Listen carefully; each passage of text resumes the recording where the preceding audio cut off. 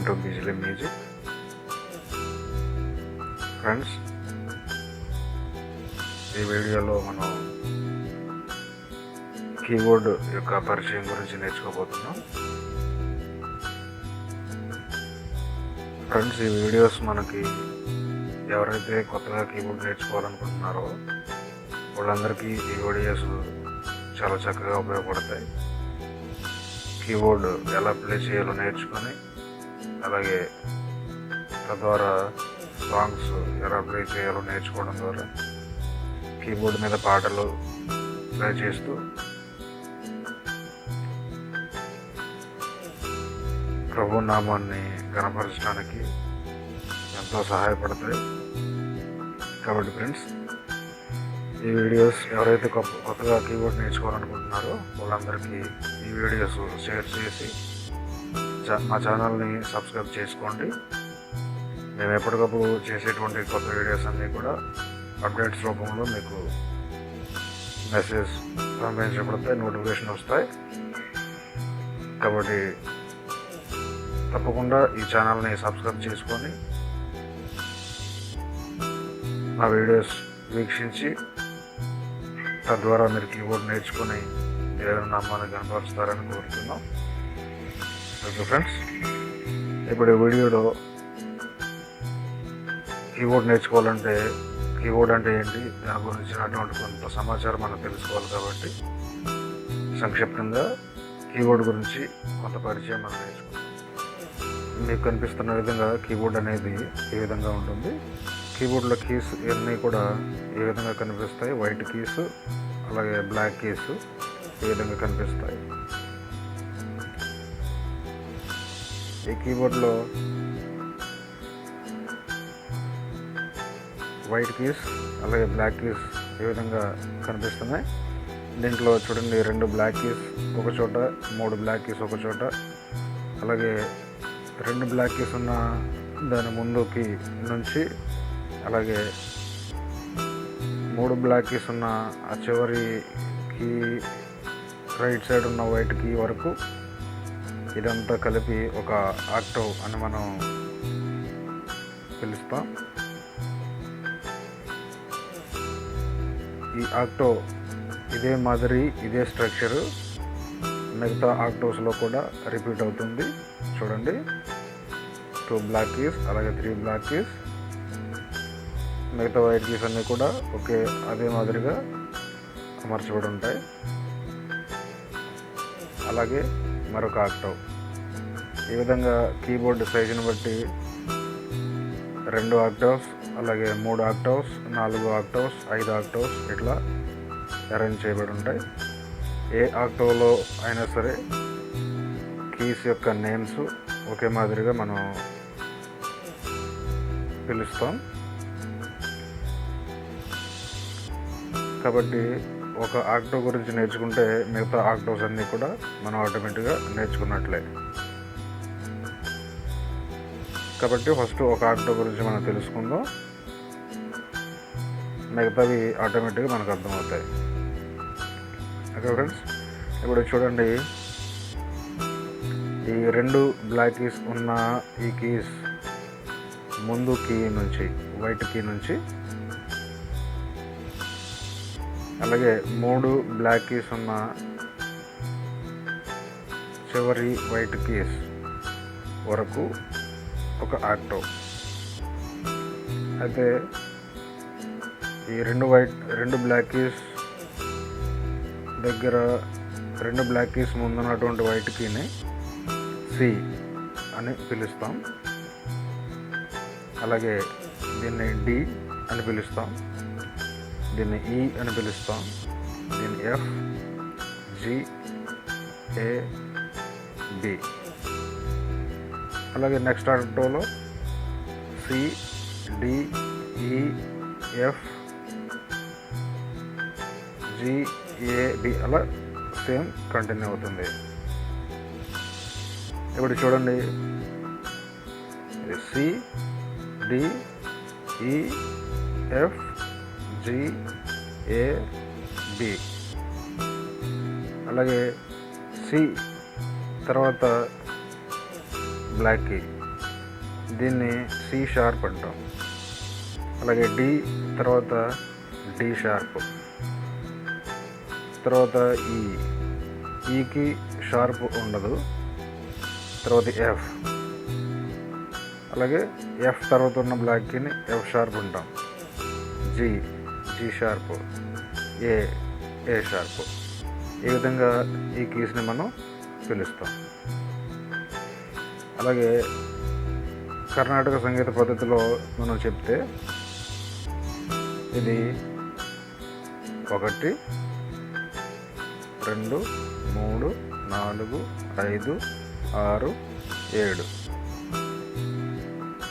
మరి బ్లాక్ కీస్ని కూడా చెప్పాలి కదా, కాబట్టి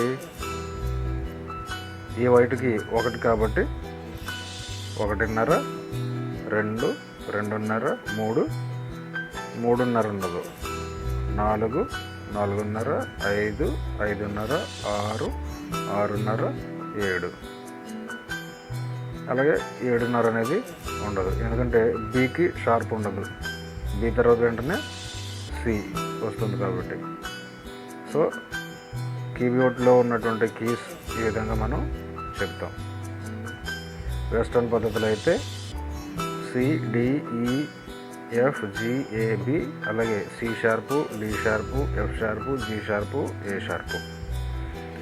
అలాగే కర్ణాటక సంగీత పద్ధతిలో చూస్తే 1 1.5 2 2.5 3, అలాగే 4 4.5 5 5.5 6 6.5 7.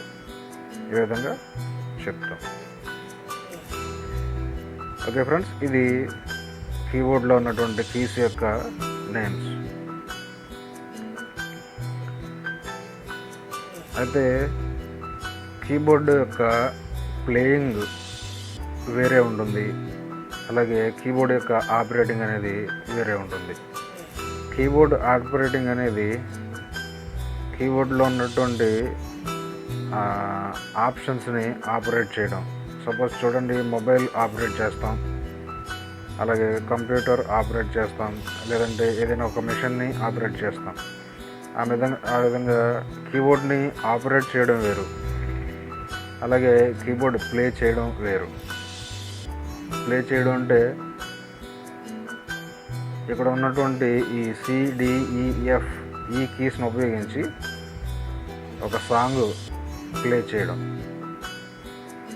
కీబోర్డ్ ఆపరేట్ చేయడానికి పెద్ద కష్టమేం కాదు. కీబోర్డ్ చేతిలో ఉంటే ఆటోమేటిక్గా ఆపరేటింగ్ అనేది అలవాటు అవుతుంది. కానీ కీబోర్డ్ ప్లేయింగ్ అనేది సెపరేట్గా నేర్చుకోవాలి. సో ఈ కీబోర్డ్ ప్లేయింగ్ నేర్చుకోవడానికి మన ఇండియాలో చాలా రకాల సంగీత పద్ధతులు అనేవి అందుబాటులో ఉన్నాయి. అయితే ముఖ్యంగా చెప్పుకోదగ్గ ఏంటంటే, ఫస్ట్ కర్ణాటక సంగీత పద్ధతి, సెకండ్ హిందుస్థానీ సంగీత పద్ధతి, థర్డ్ వన్ వెస్ట్రన్ సంగీత పద్ధతి. ఈ వెస్ట్రన్ సంగీత పద్ధతినే పాశ్చాత్య సంగీత పద్ధతి అంటాం. సౌత్ ఇండియాలో కర్ణాటక సంగీత పద్ధతి, అలాగే నార్త్ ఇండియాలో హిందుస్థానీ సంగీత పద్ధతి బాగా ప్రాచుర్యంలో ఉన్నాయి. కాబట్టి మనం ఏ సంగీత పద్ధతిలో నేర్చుకున్నా నోటేషన్ అనేది ఒకే మాదిరి ఉంటుంది. కర్ణాటక పద్ధతిలో కూడా కర్ణాటక సంగీత పద్ధతిలో సరిగమ పదనిస అని చెప్తాం. అలాగే హిందుస్థానీ సంగీత పద్ధతిలో కూడా సరిగమ పదనిస అని చెప్తాం. అలాగే వెస్ట్రన్లో కూడా సరిగమ పదనిస అని చెప్తాం. అయితే రాసే విధానంలో కొంచెం తేడా ఉంటుంది. ఏదైనా సరిగమ పదనిస అనేది ఏ సంగీత పద్ధతిలో చూసుకున్న సప్తస్వరాలే. కాబట్టి ఒక పద్ధతిలో నేర్చుకుంటే మిగతా అన్ని పద్ధతులను కూడా మనం కలిపి వాయించేలా మనం ప్రాక్టీస్ చేయవచ్చు. సో ముందుగా కర్ణాటక సంగీత పద్ధతిని మనం చూద్దాం. దాని ద్వారా వెస్ట్రన్ ఎలా ప్లే చేయాలో మనం నేర్చుకుందాం. ఓకే, ఇప్పుడు ఇది సి అని చెప్పుకున్నాం కదా, ఇది డిఈఎఫ్జిఏబి. ఇప్పుడు సి ఈ కీని తీసుకుంటే ఈ కీని సా అని మనం అనుకుంటే ఇది సా, రీ1, రీ2, గా1, గా2, మా1, మా2, పా, దా1, దా2, నీ1, నీ2, సా. ఈ మాదిరిగా కీస్ అరేంజ్ చేయబడి ఉంటాయి. అంటే సి స్కేల్లో సరిగమ పదనిస యొక్క స్వర స్థానాలు ఇవి. సా అలాగే రీ 2 ఉంటాయి, రీ1, రీ2. అలాగే గా 2 ఉంటాయి, గా1, గా2. మా 2 ఉంటాయి, మా1, మా2. ఇది పా, పా ఒకటే ఉంటుంది. అలాగే దా 2 ఉంటాయి, దా1, దా2. అలాగే నీ 2 ఉంటాయి, నీ1, నీ2. అలాగే సా. మరి సా, పా ఎందుకు సింగిల్ ఉంటాయంటే ఈ సా, పా అనే ఈ 2 స్వరస్థానాలు కాన్స్టెంట్స్ అన్నమాట. కాన్స్టెంట్ అంటే స్థిర స్వరాలు అని చెప్తాం. అంటే ఏదైనా ఒక రాగాన్ని మనం తీసుకున్నప్పుడు ఆ శృతిలో లేదా ఆ స్కేల్లో ఈ 2 స్వరస్థానాలు కూడా స్థిరంగా ఉంటాయి, ఎటువంటి మార్పు చెందవు.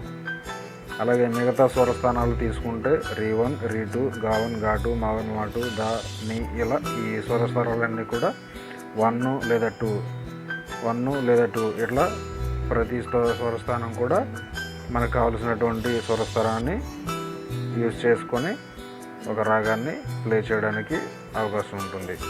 ఏ రాగాన్ని తీసుకున్నా కూడా ప్రతి రాగంలో సా, పా 2 అనే ఈ 2 కీస్ కూడా మనకి కాన్స్టెంట్గా ప్లే చేయబడతాయి. సో ఈ రెండింటిని స్థిర స్వరాలు అని పిలుస్తాం, మిగతా వాటిని చర స్వరాలు అని పిలుస్తాం. సో ఈ స్వరస్థానాలని ఆధారంగా చేసుకొని రాగాలని మనం అభ్యాసనం చేస్తాం. అందులో కొన్ని ఎక్సర్సైజెస్ ఉంటాయి, సరళి స్వరాలు, జంట స్వరాలు, ఇట్లా కొన్ని ఎక్సర్సైజెస్ ఉంటాయి. ఈ ఎక్సర్సైజెస్ అన్నీ కూడా మనం జాగ్రత్తగా ప్రాక్టీస్ చేస్తే మన కీబోర్డ్ ప్లే చేయడం అనేది ఈజీగా అలవాటు అవుతుంది. సో ఆ బేసిక్స్ అన్నీ మనం నేర్చుకోవడం ప్రయత్నం చేద్దాం. అయితే ఫస్ట్ కొన్ని సింపుల్ ఎక్సర్సైజెస్ మీకు చెప్తాను, అవి ప్రాక్టీస్ చేయండి. అయితే స్టార్టింగ్ మనం అసలు ఎలా ప్రాక్టీస్ చేయాలనేది ఫస్ట్ తెలుసుకుందాం. ఎలా ప్రాక్టీస్ చేయాలో తెలిస్తే అప్పుడు ఎక్సర్సైజెస్ తెలుసుకుని మనం దాని ప్రకారం ప్రాక్టీస్ చేయవచ్చు. ఫస్ట్ ఒక ఎక్సర్సైజెస్ తీసుకొని దాన్ని ఎలా ప్రాక్టీస్ చేయాలో మనం చూద్దాం.